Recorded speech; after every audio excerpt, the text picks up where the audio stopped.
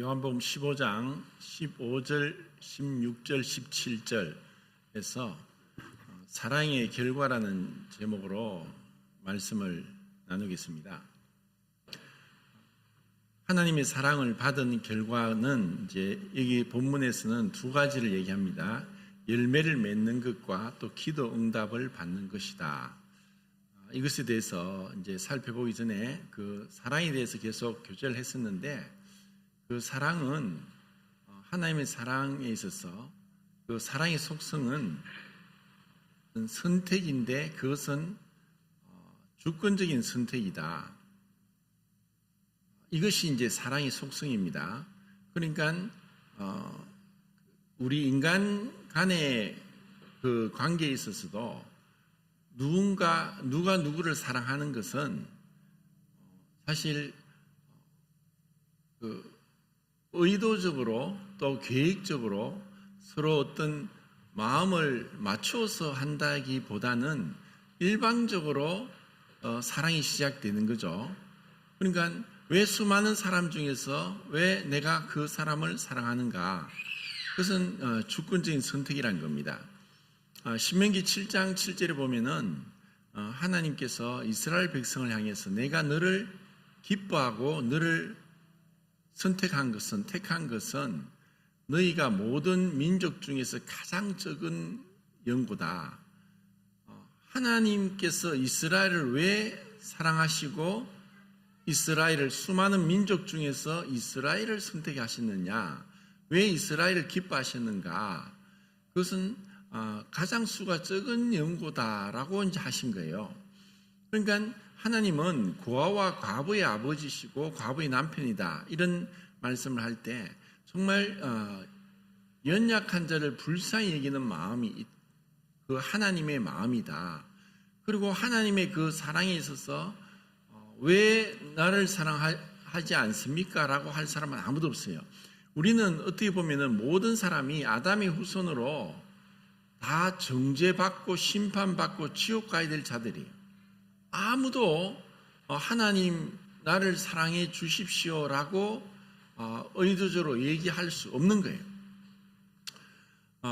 성경에서 그 사랑을 얘기할 때 뭐 빼놓지 않고 나오는 인물이 다윗과 요나단입니다. 근데 이게 사무엘상 18장에 보면은 이제 그 앞에 17장에서 이제 다윗이 거인 골리앗을 돌멩이 5개를 준비해서 딱 한 번에 하나의 돌멩이를 던져서 거인 골리앗을 이마를 맞춰서 넘어뜨리고 그 골리앗의 칼로 골리앗을 죽이는 거죠. 사실 이거는 어마어마한 승리예요. 우리가 만약에 그런 그 현장에 있었다면은 이 세상에서 그렇게 큰 기쁨과 희열을 못 느낄 거예요. 그 정도로 이스라엘은 절치절명의 위기였어요. 그러니까 그 당시에 그 블레셋의 장수 골리앗이 어마어마한 덩치로 거의 뭐 그 성경에 묘사된 그 크기로는 거의 3m 정도 되는 거인, 뭐 아낙 자손의 후손이다 할 정도로 그런 거대한 거인이 완전 무장을 하고 나와서 너희 중에 이스라엘 중에 한 명이 나와서 나와 싸우자. 그래서 나를 이기면 이스라엘이 블레셋을 이긴 거고 내가 이기면은 블레셋이 이스라엘 이긴 거다. 그러니까 대표로 나가서 다 싸울 거 있냐? 다 싸워서 서로 많은 피해를 보느니 1대1로 싸워서 결판 내자. 이거였거든요. 그런데 그렇게 맨날 며칠 그래도 이스라엘은 그 골리앗의 그 어마어마한 덩치와 그 힘 앞에서 두려워 떨고 아무도 못 나가는 거예요. 그런데 그때 아버지 심부름으로 다윗이 그 형들에게 먹을 것을 갖다 주라고 해서 가지고 왔는데 그 상을 본 거예요. 그런데 그때는 아직 다윗이 어린 소년이었을 때고 정말 무기도 없었고 갑옷도 없었어요. 그런 다윗이 한 가지 어디에서 마음이 완전히 그 분노를 참지 못했냐? 할례받은 이스라엘 백성, 하나님의 선택받은 이스라엘을 모욕하는 것을 참을 수 없었던 거예요. 감히 어떻게 저 할례받지 못한 이방인이 하나님의 선택한 백성을 모욕하느냐? 참을 수 없다 해서 다윗이 나가는 거예요. 나가려고 하니까 사울 왕이 네가 어떻게, 저는 무장한 군인이고 너는 어린 소년이고 아무런 무장도 하지 않는데 어떻게 나가느냐 해서 사울의 갑옷을 입혀보니까 너무 커서 맞질 않는 거예요. 맞지 않는 옷을 입고 나갈 수 없으니까 다윗은 괜찮습니다. 내가 아버지의 몇 양을, 그 다윗은 8째 아들이거든요. 그러니까 8째 아들이니까 그 형들 7명 앞에서 늘 말죄로 싸우로서 무시당했어요. 그리고 그런 아우에게는 별로 큰 것도 맡기지 않았죠.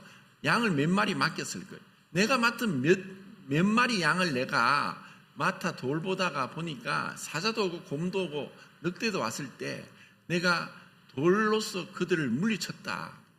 그래서 저 할례받지 않는 블레셋 사람을 내가 나가 싸우겠다. 그래서 맨몸으로 그냥 어떤 무장도 하지 않고 판매할 그 돌멩이 5개만 들고 나간 거예요. 그리고 그 골리앗을 죽였어요. 어마어마한 승리예요. 그래서 이스라엘인 거기서 힘을 얻어서 블레셋을 물리치는 거죠.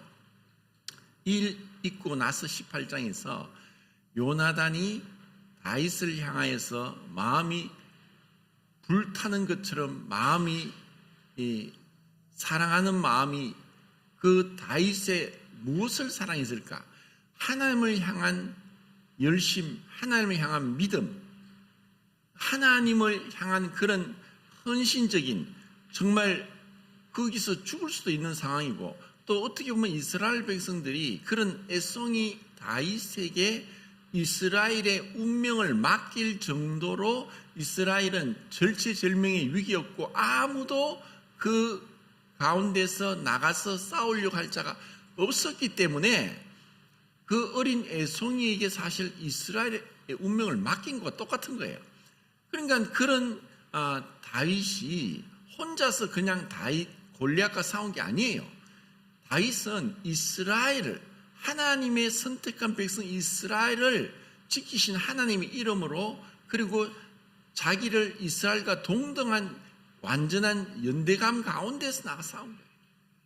그런 다윗을 향해서 요나단은 마음이 불타는 것처럼 마치 이 나중에 사울과 요나단이 죽고 나서 다윗은 그렇게 얘기하죠. 형 요나단의 사랑이 여인의 사랑보다 더 높았다, 더 성했다, 그렇게 이야기를 하거든요. 그렇게 애가를 부르지 않습니까? 그런 걸 볼 때 요나단이 다윗을 사랑해서 어떻게 보면은 요나단인 다윗을 사랑할 만한 그런 조건이 안 됐어요. 왜냐하면은 사울이 왕이었고 그 아들이 요나단이기 때문에 그 정상적인 것이라면 사울 다음에 요나단이 왕이 돼야 돼요. 그런데 요나단은 다윗을 사랑하는 마음으로 자기의 갑옷과 자기의 무기, 칼과 활과 이걸 다 줘버리는 거예요. 다윗에게. 왜냐하면 다윗은 아무것도 없으니까. 그것은 정말 요나단이 다윗을 사랑했다는 거고, 그리고 어떤 남자가 남자를 사랑한다는 말이 다른 우리가 생각하는 그런 이상한 것이 아니라 정말 그 순수한, 그리고 진정으로 다윗의 그 믿음, 다윗의 하나님을 향한 사랑과 용기와 담대함 앞에서 그 요나단이 다윗을 사랑한 거예요.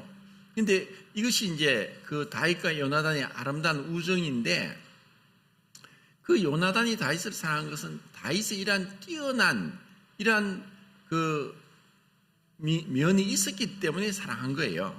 그런데 하나님께서 이스라엘을 선택하시고 사랑하신 것은 전혀 그런 게 아닌 거예요. 그리고 예수님께서 또 말씀하시고, 내가 너희를 택했다, 그리고 너희를 세웠다. 제자들이 예수님을 우리의 스승이 되십시오 라고 하지 않았고 할 수도 없는 거예요. 그런데 예수님은 모든 걸 알고 계시는 하나님이시잖아요. 그런데 그 하나님께서 제자들을, 그것도 100명, 몇천 명을 제자를 선택한 것도 아니라 딱 12명이에요. 12명을 선택했는데 그 중에서 아무도 지혜롭고 학식이 있고 그 당시에 어떤 똑똑한 사람, 현명한 사람, 그리고 문벌이 좋은 사람, 또 재산이 있는 사람, 명예와 지위가 있는 사람이 아니라 정말 갈릴리 바다에서 무식한 어부들, 그리고 세리로서 손가락질 받는, 매국노라고 손가락질 받는 그런 세리들, 그리고 우리는 그 12제자들을 거의 잘 몰라요. 왜냐하면 성경에서 말씀하지 않기 때문에, 기록하지 않았기 때문에 우리는 모르지만 그 중에 어떤 제자도 정말 그 당시에서 그런 뛰어난 자가 없었다는 거예요. 우리는 생각할 때 예수님께서 제자 12명을 선택하는 것은 단순히 이스라엘 안에서 이스라엘을 전도하고 이스라엘에게 하나님의 뜻을 나타내기 위한 것이 아니라 온 세계를 변화시킬 12명의 최정예 제자들이에요. 그들을 통해서 온 세계에 복음이 전파될 가장 중요한 제자들을 선택하는데 주님이 밤새도록 기도하시고 제자를 선택하시는 거예요. 그런데 그들이 어떤 자들입니까? 단순 무식한 사람들이에요. 세상에 내세울 게 없는 자들이에요. 이것이 이제 주님의 사랑의 주권적인 선택, 그것에서는 우리가 이유를 알 수가 없어요. 요한복음 5장에서도 그 베데스다 연못가에 수많은 병자들이 모여 있었어요. 수많은 병자들을 중에서 예수님이 딱 한 사람 지목했죠. 그 사람은 다 알죠. 그 예수님은 그들 다 고칠 수 있는 능력이 있는 분이신 거죠. 그런데 그 중에서 딱 38년 된 가장 병이 오래된 그 병자를 부르셔서 네 자리를 들고 걸어나 이리 가라. 왜 그렇게 하셨습니까? 하고 우리는 말할 수 없어요. 그 사람에게도 그 사람이 어떤 병자보다 더 뛰어났다거나 또 더 믿음이 있을 만한 사람, 이런 게 전혀 없어요. 일방적이라는 거예요.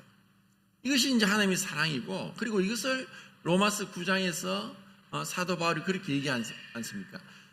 그 리브가가 잉태를 했는데 쌍둥이를 잉태했어요. 근데 그 뱃속에 에서와 야곱이 있는데 서로 뱃속에서 싸우는 거예요. 그래서 하나님께서 큰 자가 어린 자를 섬긴다. 내가 야곱은 사랑하고 에서는 미워하였다. 하나님의 택하심에 있어서 불의함이 있느냐? 그럴 수 없느니라. 하나님은 불의하신 분이 아니에요. 그래서 이 에서가 생각할 때 하나님 왜 나는 택하지 않고 야곱은 택했습니까? 자, 이것에 대해서 어떻게 설명하느냐? 토기장이가 흙으로 토기를 만드는데 하나는 귀한 그릇으로 그릇을 만들고 또 하나는 천한 데 쓰려고 하는 그것을 만드는 것은 토기장이의 주권에 있지 않느냐. 그와 같이 하나님께서 그렇게 사랑에 쓴 선택적이다는 것이, 이것은 나중에 그 에서가 생각했을 때, 또 아니면 바로가 생각했을 때 나는 뭡니까? 왜 나를 미워합니까? 나를 선택하지 않았습니까? 왜 나를 사랑하지 않습니까? 나는 덜러리입니까? 나는 진노를 받아야 될 그러한 심판을 받아야 될 진노의 그릇입니까? 라고 할 자가 말할 수 없어요. 왜냐하면 그들은 그들의 행한 불신과 그들의 죄악으로 인하여서 멸망받는 거예요. 그런데 우리가 행한 대로 심판받고 멸망을 받아야 되는데 하나님께서 우리를 일방적으로 선택하시고 사랑하셨다는 거예요. 이것을 우리가 어떻게 제가 이걸 다 알 수도 없고 다 설명도 못해요. 근데 우리가 이것을 제가 처음 믿고 나서 성경을 읽으면서 주님이 나를 택하셨다. 자, 그것에 대해서 말할 수 없는 감동이 있었어요. 왜 납니까? 내가 무엇이간데? 내가 어떠한 자인데, 내가 내 자신을 잘 아는데 왜 나를, 수많은 사람 중에 왜 나를 택했습니까?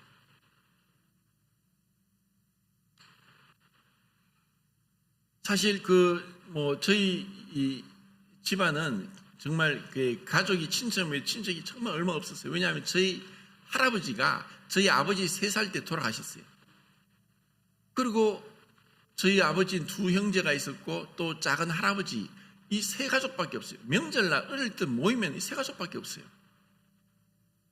그렇게 할아버지가 일찍 돌아가시다 보니까 그렇게 그나마 작은 할아버지가 계셔서 그랬는데, 그래서 작은 할아버지의 집에 이제 저에게는 5촌 아재죠. 아재들하고 큰 집에 형들하고 또 저희 집에 형하고 중에서 제가 제일 막내였어요. 근데 이 형들은 전부 다 똑똑해요. 똑똑하고 정말 세상에서 엘리트 중에 엘리트예요.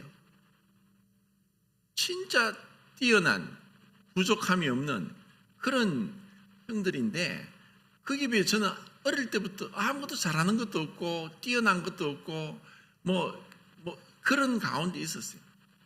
그런데 아무도 믿지 않았고, 그러다가 제가 늦게서 20살 넘어서 믿고 나서 이제 그 형들에게 복음을 전하는데 제 말을 믿질 않아요. 그런 것을 보면서 하나님께서 은혜 가운데 부르시고 믿게 하신 것은, 하나님께서 내 마음을 낮추시고 그런 환경을 조성하시고 성령의 거룩하게 하심으로 믿기 전에 주님께서 이렇게 이끌지 않으면 이건 불가능한 거다.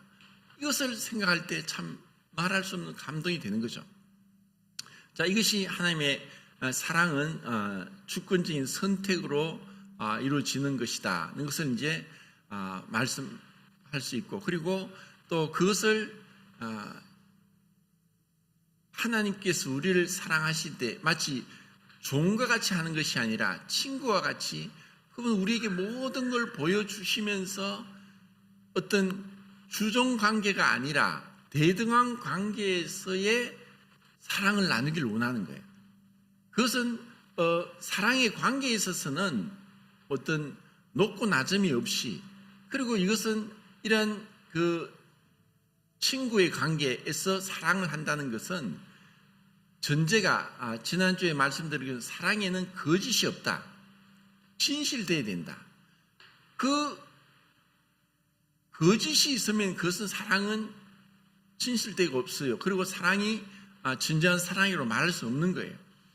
그러니까 예수님께서 내가 너희를 종이라 하지 않고 친구라 하였다. 내가 아버지께 들은 말씀을 다 너희에게 전하였다. 이것이 주님의 사랑에 있어서 거짓이 없는, 그리고 진정한 진실된 사랑이라는 것을 말씀하는 거예요. 그러고 나서 이제 그 사랑한 그 결과는 뭐냐? 열매를 맺는 것이라는 거예요. 그 열매를 맺는 것이 뭐냐? 하나님께서 이 세상을 창조하시고 이 생육하고 번성하라. 땅에는 씨 가진 채소들을 통해서 그 씨 가진 채소들이 씨가 계속 나오기 때문에 계속 채소가 갖가지 나물 종류들이 씨가 있어요. 그리고 씨 가진 열매 맺는 과목, 그 씨가 있는 과일 나무들이 씨가 있으니까 그 열매들이 그 동물에게 먹히든지 땅에 떨어져 썩든지 사람에게 먹히든지 할지라도 그것은 그 과일이 없어지는 게 아니에요. 왜냐하면 씨가 있으니까 계속 또다시 재생산이 된다는 거예요. 그리고 사람에게도 생육하고 번성하라, 땅에 충만하라, 또 하늘의 새와 땅의 그 동물과 바다의 고기를 다스리라. 이것이 하나님이 세상을 창조하시고 우리 사람에게 주신 명령인 거예요. 우리는 그러한 명령을 받았고, 그리고 처음에는 남자와 여자를 창조했지만 이 남자와 여자를 통해서 계속 이 세상의 사람들이 생육하고 번성하도록 하신 거예요. 이게 하나님의 뜻이거든요. 그리고 그 그것처럼 우리 사랑에 있어서도 열매 맺기를 원하는 거예요. 그 열매가 뭐냐? 그것을 이제 성경에서는 이제 네 가지를 얘기하고 있어요. 첫 번째는 성령의 열매, 두 번째는 의의 열매, 세 번째는 선한 일의 열매, 네 번째는 거룩함의 열매를 말씀하고 있어요. 그래서 그것을 한번 살펴보겠습니다. 성령의 열매는 갈라디아서 5장 22절, 23절에 나오죠. 성령의 열매는 할 때 열매는 단수를 쓰고 있어요. 그런데 그 열매는 9가지예요. 9가지인데 그 우리말에는 단수 복수의 그 명확함이 없지만 원래 그 헬라어나 영어에는 이 단수 복수가 명확해요. 근데 열매들이라고 하지 않고 열매라고 했어요. 그것은 어떻게 보면 사랑과 희락과 화평과 오래 참음, 자비, 양성, 온유, 충성, 절제가 그냥 하나의 열매라기보다 성령으로부터 오는 열매란 거예요.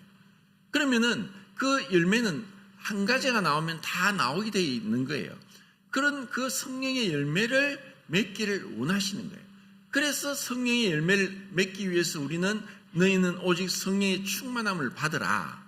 이 성령의 충만함을 받을 때 그때 열매가 나오는 거예요. 그런데 성령의 열매가 없이 성령의 은사는 있지만 열매는 없을 수 있고 은사가 있으면 또 열매도 나오게 되어 있지만 마치 잎은 있는데 과일이 달리지 않을 수 있어요. 잎은 무성한데 무화과 잎이 무성했지만 무화과가 열리지 않음으로 인해서 예수님이 그 나무를 저주했어요.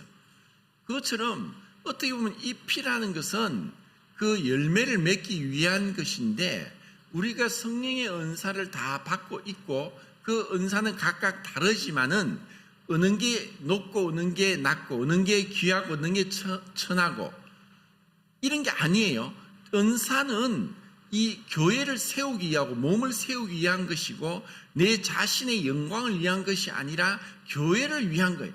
교회의 덕을 세우고 성도들을 유익하게 하기 위한 하나의 도구인 거죠. 그래서 그 성령의 은사를 우리가 활용을 해서 다른 성도들을 그 유익하게 하고 열매 맺게 하는 그 도구라는 거죠. 그런데 은사는 많지만 열매가 없을 수도 있다는 거예요. 이것을 우리는 경계해야 되고 정말 은사는 있지만 열매가 없다는 것은 우리가 아무리 주님을 위해 헌신적으로 일한다 할지라도 주님이 그것을 보는 것이 아니라 성령의 열매 중에 뭡니까? 고린도전서 4장 2절에 맡은 자에게 구할 것은 충성이라고 했어요. 충성은 성령의 열매죠. 그러니까 성령의 열매는 어떻게 보면 우리의 인격적인 그 성령의 그 거룩하심이 우리 안에서 그냥 우리를 사용하는 것이 아니라 나와 하나가 되어서 나에게 인격적인 성숙과 변화를 통해서 나타나는 거예요. 이것을 주님이 원하시는 거예요. 이것이 성령의 열매예요. 그리고 두 번째는 의의 열매인데 전에도 찾은 적이 있지만 빌립보서 1장 11절 한번 찾겠습니다. 빌립보서 1장 11절.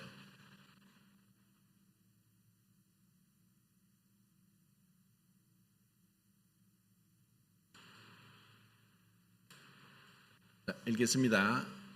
시작.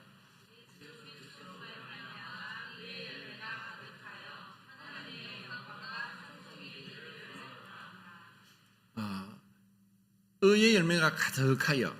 자, 여기서 의는 신분적인 의가 아니고 신분적인 의는 우리가 구원받을 때에 하나님께서 의롭다 하시는 그 의를 얘기하는 거예요. 그것은 어떻게 보면 정가된 의고 옷 입혀진 의입니다.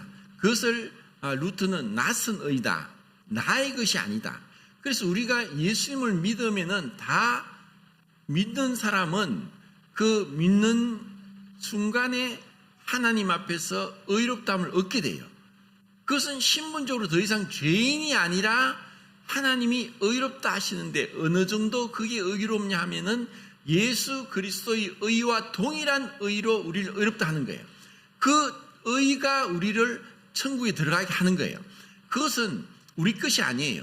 그러니까 이것은 증가된 의인데 여기서 말하는 의의 열매는 우리에게 주입된 또 나를 통해서 나타나는 그 의를 얘기하는 거예요. 그것은 그 의로움을 받게 된 신분에 걸맞는 삶을 통해 나타나는 거죠. 그것은 의의 열매는 거짓되지 않은 거고 그리고 죄가 아닌 것. 정말 그 하나님이 보실 때 온전하고 아름다운 그 의의 열매가 가득하여 하나님께 영광과 찬송이 되기를 원한다는 거예요. 이 의의 열매를 말씀해요. 그리고 세 번째는 선한 일의 열매인데 몇 군데 말씀이 있지만 한 군데만 찾겠습니다. 디도스 2장 14절을 읽겠습니다. 디도스 2장 14절.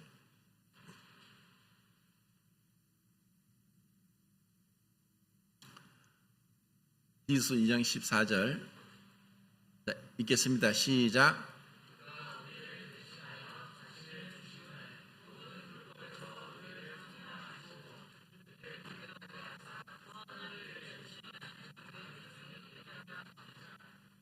예, 우리를 구원하신 것은 단순히 내가 믿고 구원받아서 천국 가게 하기 위한 것이 아니라 우리를 그 모든 죄에서부터 깨끗하게 씻겨주시고 구원하셔서 선한 일을 위해서, 그 선한 일은 하나님 보실 때 아름답고 또 착한 그러한 일들을 통해서 그 열매가 가득해서 하나님께 드리기 위함이란 거예요. 그러니까 하나님께서 온갖 그 과일 나무들 또 우리가 먹을 수 있는 온갖 채소 종류 또 나물 종류 뭐 이런 것들을 주셨지 않습니까? 근데 그것은 하나님께 영광이고 또 이 땅에서 곤충들 또 동물들 사람들에게 먹을 것을 주고 그것이 그들의 있는 존재 목적인 거예요. 그것처럼 우리도 하나님 앞에서 이 의의 열매가 가득해서 또 선한 일에 있어서 이런 열매가 가득해서 하나님께 영광을 돌리는 것이 그분의 사랑의 결과라는 거죠. 그리고 네 번째는 거룩함의 열매인데 로마서 8장 6장 22절인가 8장 22절은 모르겠네. 6장 22절 읽겠습니다. 6장 22절 시작.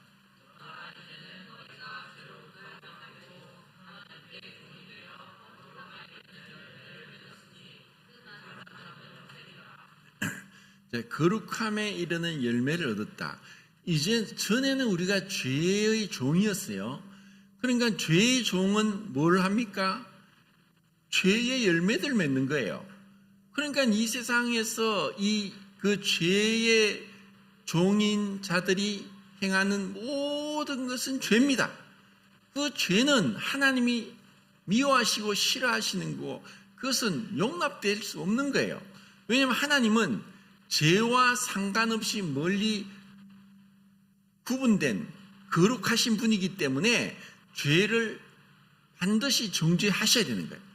그런데 우리를 그 죄에서 해방하시고 거룩함에 이르는 열매를 맺게 하신 거예요.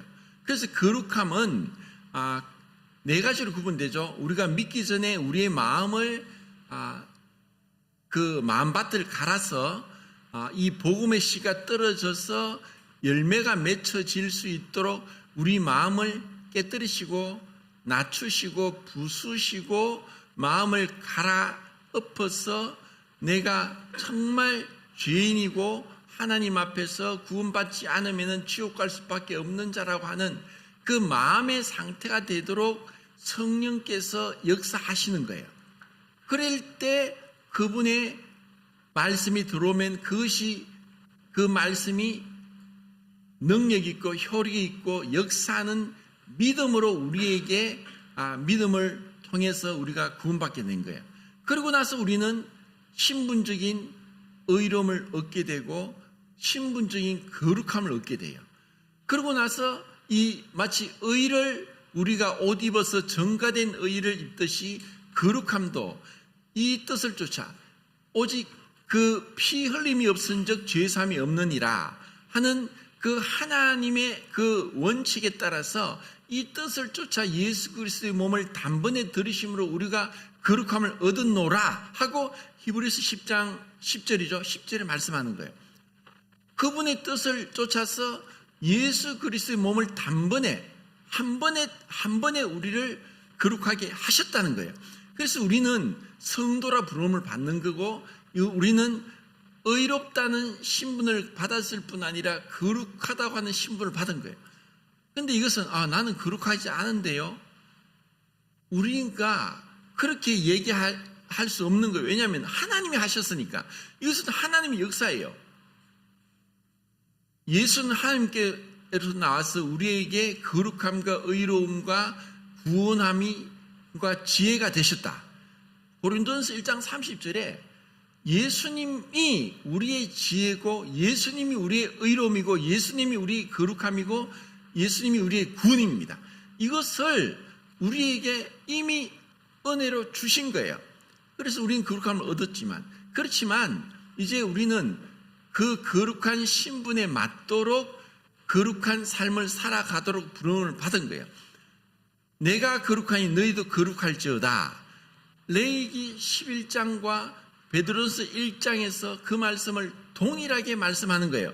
이스라엘 백성을 선택하고 기뻐하시고 사랑하신 것도 하나님이 거룩하시니까 그들을 거룩한 백성으로 부른 거예요. 동일하게 우리 그리스도인들도 하나님이 거룩하시니까 하나님이 우리를 선택하시고 기뻐하시고 사랑하셔서 우리를 그 거룩한 삶을 살도록 부름을 받은 거예요. 이것이 우리의 거룩함에 이른 열매고 그 마지막은 영생이다. 그러면 이미 우리는 영생을 얻은 자지만 그 마지막은 결국 영생은 영원한 그 유일하신 참 하나님과 그가 보내신 자 예수 그리스도를 아는 관계 속에 들어가서 영원한 시간을 통해 영원한 하나님을 알아가는 것이고 경배하는 것이고 그 가운데 기뻐하고 평강과 안식과 기쁨을 누리는 거예요. 이것이 우리에게 주어진 거예요. 이것은 세상이 알 수도 없고 알지도 못하는 거예요. 얼마나 놀라운 일입니까? 이것을 우리가 생각할 때 참 감사가 됩니다. 자, 그리고 이 열매 사랑의 결과는 두 번째는 기도 응답입니다. 이것은 계속 주님이 반복해서 말씀해요. 자, 요한복음으로 돌아가겠습니다. 요한복음 14장 13절 14절을 읽겠습니다.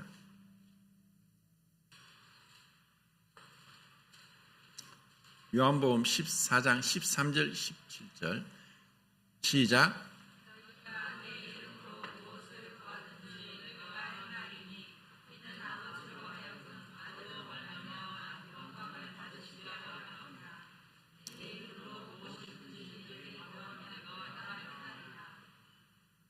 자, 우리가 사랑하면 어쩌면 담대함이 생겨요.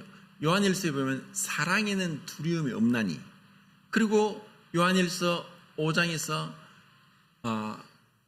우리가 하나님 앞에 가진 담대함이 이것이니 곧 그의 뜻대로 무엇이든지 구하면 들으심이라. 우리가 그분께 기도하는 것, 구하는 것, 그것은 사랑함으로 오는 사랑의 결과로서 기도가 필요한 거예요. 기도가 자연적으로 나오는 거예요. 사랑하면은 그분을 사랑하니까 주님이 그것을 기뻐하시는 거예요. 그것이 주님의 영광이에요. 내 이름 무엇이든지 구해라. 그리고 그 기도를 내가 응답하겠다. 자, 15장에 또 가겠습니다. 15장 7절 16절을 볼까요? 15장 7절 시작.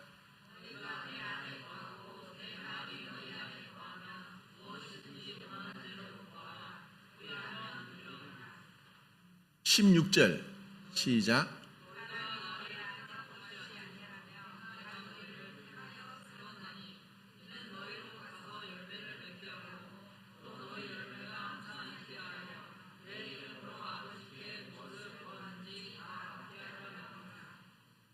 예, 그 기도는 어떻게 보면은 기도는 이제 우리의 간구도 있고 중보도 있고 찬양과 경배도 있고 자백과 회개도 있죠. 그리고 감사도 있습니다. 그래서 그런 것들 중에서 특별히 여기서는 간구를 이야기하고 중보를 얘기해요. 나의 필요를 기도하는 것은 간구고 다른 사람의 필요를 위해 기도하는 중보입니다. 그런 것에서 주님 우리에게 기도하라고 하는 거예요. 그리고 그 기도에는 인내가 필요하고 또 그 기도 응답을 받을 때까지 계속해서 끈질기게 포기하지 않고 믿음을 갖고 응답 받을 때까지 기도하는 거예요. 그러니까 그런 기도를 통해서 주님은 우리를 연단하시는 거예요. 그리고 그런 기도를 통해서 그분과의 사랑의 관계를 맺길 원하는 거예요. 정말 우리를 가까이 하기, 그분은 사랑한다는 것은 함께하고 가까이 하고 친밀해지는 거거든요. 그러니까 그 기도를 통해서 우리는 정말 내가 보이는 것을 의지하지 않고 정말 주님을 사랑합니다. 그 사랑에 대한 표현이 바로 기도고 그 기도를 통해서 그분과 교제하는 거예요. 그런 것은 우리에게 훈련이 필요하고 또 그러한 시간을 통해서 우리는 이 기도의 응답을 받아가면서 더욱더 확신 가운데 굳게 서 갈 수 있는 것이 기도라는 거예요. 그리고 16장에도 있습니다. 16장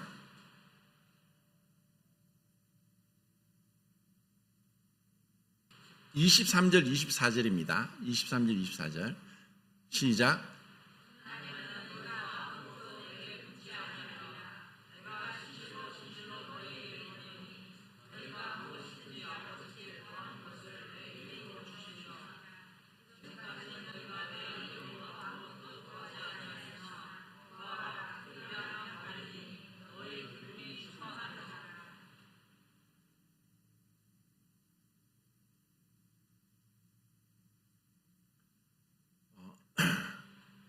이렇게까지 말씀하셔도 주님이 이렇게 말씀하셨는데 이것을 내가 실천하고 적용하고 또 훈련하고 또 연습을 통해서 이렇게 하지 않으면은 이 말씀의 참된 능력을 맛볼 수 없어요. 믿지 않는 자들은 절대로 기도하지 않습니다. 하나님을 찾지도 않아요. 그런데 그 믿음이 연약한 사람은 구원받았다 할지라도 기도하지 않아요. 그리고 기도를 하지 않고 행한 것들은 사실 어떻게 보면은 그것은 우리에게서 나온 거예요. 자, 주님이 제가 지난주에 그 요한복음에서 주님께서 나의 사랑, 나의 기쁨, 나의 평강, 또 하나 더 있었죠. 그 나의 평강, 나의 기쁨, 나의 사랑. 자, 그렇게 말씀하시는 것은 주님으로부터 시작된 거거든요. 그러니까 우리가 기도하지 않고 우리 힘으로도 할 수 있어요. 그런데 그것은 우리로부터 시작된 것은 결코 어떤 선한 열매가 될 수 없고 또 그것은 우리의 자랑이 돼요. 그런데 이 기도를 통해서 한 것은 주님의 도움이 전적으로 필요하고 주님이 하셔야 됐다는 것. 그래서 우리가 자랑할 것도 없고 또 교만해지지도 않죠. 왜냐하면 기도를 통해서 주님이 하셨고 주님이 나타나신 것이니까. 자, 이것을 우리가 배워나가는 거예요.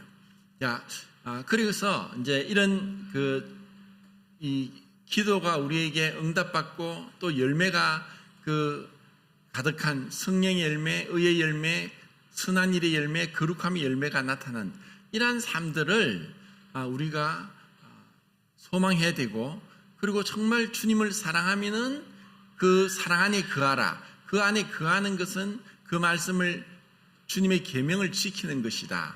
그 계명을 지킴으로 사랑 안에 거하고 사랑함으로 인해서 열매가 가득하고 기도 응답이 되는 이러한 포도나무와 가지의 아름다운 모습을 볼 수 있어요. 자, 이것을 통해서 이제 구약에서 두 군데 말씀을 보면서 얼마나 이 주님의 사랑 안에서 아름다운 결과가 나오는 걸 보겠습니다.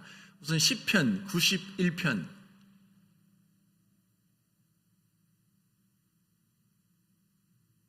14절 15절만 읽겠습니다. 14절 15절 시편 91편 14절 15절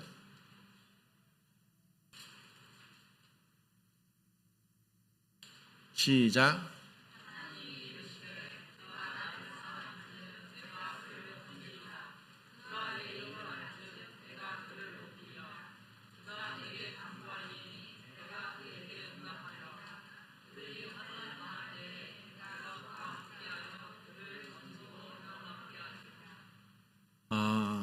정말 우리가 주님을 사랑하면은 그분이 우리를 아시고 우리를 높이시고 구원하시고 우리에게 기도를 응답하시고 그 어려운 가운데서 우리를 건지시고 영롭게 하신다. 주님 우리가 사랑하고 주님의 이름을 알고 주님의 이름을 부르고 주님 앞에 엎드리고 기도하고 주님께 간구하는 것, 이것이 정말 주님이 원하는 거예요. 이것이 구원받은 자의 아름다운 삶의 모습이고 주님을 사랑하는 자의 모습이라는 거예요. 얼마나 참 복된 삶입니까? 그가 나를 사랑한 적 내가 그를 높이리라. 그를 구원하고 그를 보호하고 또 그가 내 이름을 안 적 내게 구하는 것을 내가 응답하겠다. 그가 환난 날에 내가 그를 도와주겠다. 정말 아름다운 말씀이죠. 한 군데만 더 보고 마치겠습니다. 이사야서 41장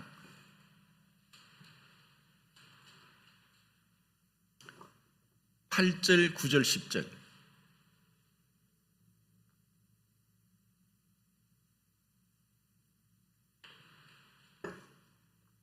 (8절) (9절) (10절) 시작.